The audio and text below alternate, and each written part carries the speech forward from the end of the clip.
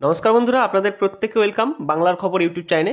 তো বন্ধুরা, আপনাদের আবাস যোজনা প্রকল্পের টাকা ইতিমধ্যেই অনেক জনাই পেয়ে গেছে, যে প্রথম ধাপের 12 লক্ষ বাড়ি আপনাদের দিচ্ছে।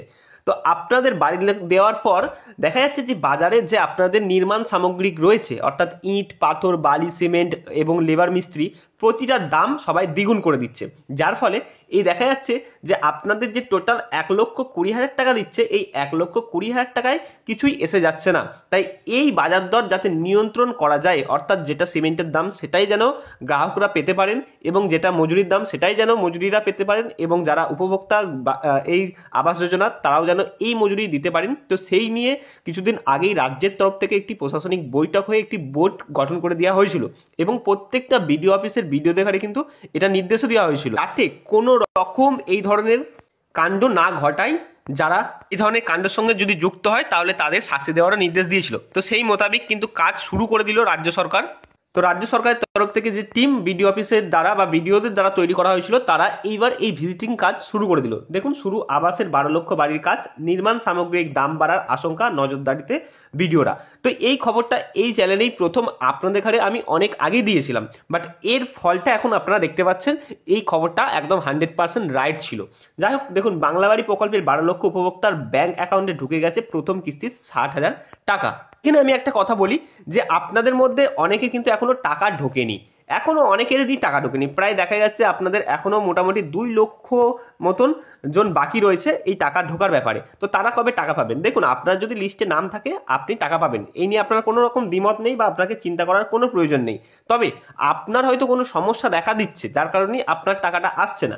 তো আপনাকে চিন্তা করার কারণ নেই। আপনার ব্লকের যে বিডিও অফিসের যে লিস্ট রয়েছে, যদি সেখানে আপনার নাম থাকে তাহলে আপনার ব্লক থেকে আপনার বাড়িতে আপনার খোঁজ নিয়ে নেবে কেন আপনার টাকাটা ঢোকেনি এবং কেন আপনি কাজ শুরু করতে পারেননি। যাই হোক, এবার আমরা বিস্তারিত খবর জেনে নেব। তো বিস্তারিত খবরে যাওয়ার আগে আপনাদের একটা রিকোয়েস্ট রাখবো, এই চ্যানেলে আমরা প্রতিনিয়ত রাজ্য সরকার এবং কেন্দ্র সরকারের সমস্ত প্রকল্পের আপডেট দিয়ে থাকি। যদি আপনাদের এই চ্যানেলটি ভালো লাগে অবশ্যই চ্যানেলটিকে সাবস্ক্রাইব করে রাখবেন, এবং আমাদের ডিসক্রিপশন বক্সে হোয়াটসঅ্যাপ ও টেলিগ্রাম গ্রুপের লিঙ্ক রয়েছে, সেখানেও আমরা এই আপডেটগুলোকে প্রোভাইড করি, সেখানে আপনারা জয়েন হয়ে নেবেন। দেখুন, বলা হয়েছে রাজ্যে শুরু হতে চলেছে 12 লক্ষ বাড়ির কাজ। স্বাভাবিকভাবেই তাই যেমন চাহিদা বাড়বে রাজমিস্ত্রি, তেমনই বাড়বে নির্মাণ সামগ্রিক। আর এই চাহিদা বাড়ার সঙ্গে সঙ্গে তো এই সমস্ত ব্যাপারেই কিন্তু ভিডিওটা নজরদারি চালাতে চলেছে। বাংলার বাড়ি প্রকল্পের উপভোক্তারা যাতে ন্যায় মূল্যে সিমেন্ট, ইট, লোহা সামগ্রিক পেতে পারেন তার ব্যবস্থা করতে ডিলারদের সঙ্গে কথা বলতে হবে তাদের।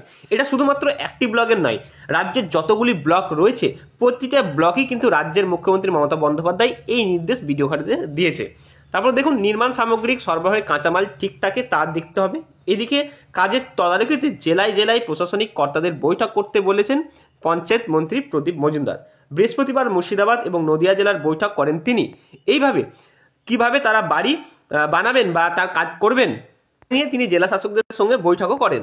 পরবর্তী ক্ষেত্রে বলা হচ্ছে, দেখুন, যে আপনাদের যে বাড়ির প্রকল্পের 12 লক্ষ দিয়েছে, তো তার ব্যাংক অ্যাকাউন্টে ঢুকে গেছে প্রথম কিস্তি 60,000 টাকা। আবারও বলছি, এখনো পর্যন্ত কিছু ক্যান্ডিডেট বা কিছু গ্রাহক রয়েছে যাদের টাকা এখনো পর্যন্ত বাকি রয়েছে। বাড়ির তৈরির কাজ যাতে দ্রুত হয়, সেই 12 লক্ষ বাড়ি শুরু করতে পারেন সেই দিকে নজর দিতে বলা হয়েছে জেলা প্রশাসকদের। এখানে কয়দিনের মধ্যে বাড়ির তৈরির কাজ শেষ করতে হবে, কাজটি কতটা এগুলো তারা দ্বিতীয় কিস্তির টাকা পাবেন বা যোগ্য হবেন সেই ব্যাপারেও সব জেলাকে বুধবারই চিঠি পাঠিয়েছেন রাজ্যের পঞ্চায়েত দপ্তর। দেখুন, এই খবরগুলো আমাদের কাছে বেশ কিছুদিন আগেই উঠে আসে, যখন সেখানে একটা বৈঠক বা হওয়ার কথাবার্তা চলে, সেখানে কি ব্যাপার নিয়ে আলোচনা হবে সেই সব খবর আমাদের কাছে আসে, সেগুলোই আমরা আমাদের এখানে প্রোভাইড করে দিই ভিডিওর মাধ্যমে। পরবর্তী ক্ষেত্রে সেগুলো দেখুন নিউজ পেপারের মাধ্যমে উঠে আসে। তো এগুলো দেখতে পাচ্ছেন নিউজ পেপারের মাধ্যমে উঠে এসছে সেই একই কথা, যেগুলো আমি আপনাদের এখানে 2 থেকে 4 দিন আগে জানিয়েছি। আপনারা প্রয়োজন হলে আমাদের আগের ভিডিওগুলো দেখে নিতে পারেন। আর এই চিঠির সঙ্গে সঙ্গে দেওয়া রয়েছে, দেখুন, এখানে নিয়মাবলী, অর্থাৎ কতদূর পর্যন্ত কাজ করতে হবে। দেখুন, আপনাদের কাছে বলে রয়েছে যে আপনাদের রিংটন ঢালাই পর্যন্ত করতে হবে, এবং আপনাদের 6 মাস সর্বোচ্চ সময় দেওয়া হয়েছে।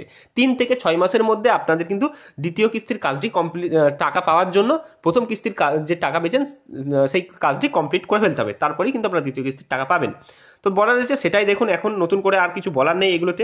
তো এইভাবে বলা হয়েছে, দেখুন, রাজ্যের দেওয়া যে টাকা সেটা যাতে সুব্যবহার হয় তার দিকেও নজরদারি করবে। অর্থাৎ আপনার এই টাকা অন্য কোথাও খাতে খরচ করতে পারবেন না, যদি খরচ করেন, যদি ধরা পড়েন, তাহলে আপনার আইন অনুযায়ী ব্যবস্থা নেবেন রাজ্য সরকার। তারপরে বলে দেখুন বাড়ির তৈরিতে আপনাদের রিপোর্ট দিতে হবে এবং বিডিও অফিসে কন্ট্রোল রুম খুলতে বলা হয়েছে। এটা সবথেকে গুরুত্বপূর্ণ। দেখুন বিডিও অফিসে কন্ট্রোল রুম খোলা হচ্ছে এর জন্য, ঠিক আছে। ভাবতে পারেন যে এই রাজ্য সরকার এই নিয়ে কতটা কাজ করছে বা কতটা আপনাদের চিন্তাভাবনা করছে যে এই জন্য বিডিও অফিসে বা ব্লক অফিসে কন্ট্রোল রুম কিন্তু খুলতে চলেছে। এছাড়াও এর ফলে প্রচুর রাজমিস্ত্রির নির্মাণ সামগ্রিক যেমন প্রয়োজন তেমন রাজমিস্ত্রির ফলে সিমেন্ট বেঁধে কাজটা এগোনোর চেষ্টা হচ্ছে। দীর্ঘদিনের গরিব মানুষ দ্রুত তাদের মাথার উপর ছাদ পেতে পারেন এই সমস্ত। যাই হোক, রাজ্য সরকারের তরফ থেকে একটা খুবই ভালো উদ্যোগ নেওয়া হয়েছে। অনেক গরিব মানুষই রয়েছে যাদের এই ধরনের ঘর নেই, তারা টাকা পাওয়ার পরেও ঠিকঠাক দাম না থাকার কারণে তারা কিন্তু কাজ শুরু করতে পারছে না। তো এইবার আপনারা হয়তো কাজ শুরু করতে পারবেন। আরও কিছুদিন অপেক্ষা করলে দেখবেন এইগুলো আপনাদের পাড়ায় বা আপনাদের ব্লকেও এই সংগঠন হয়ে গেছে।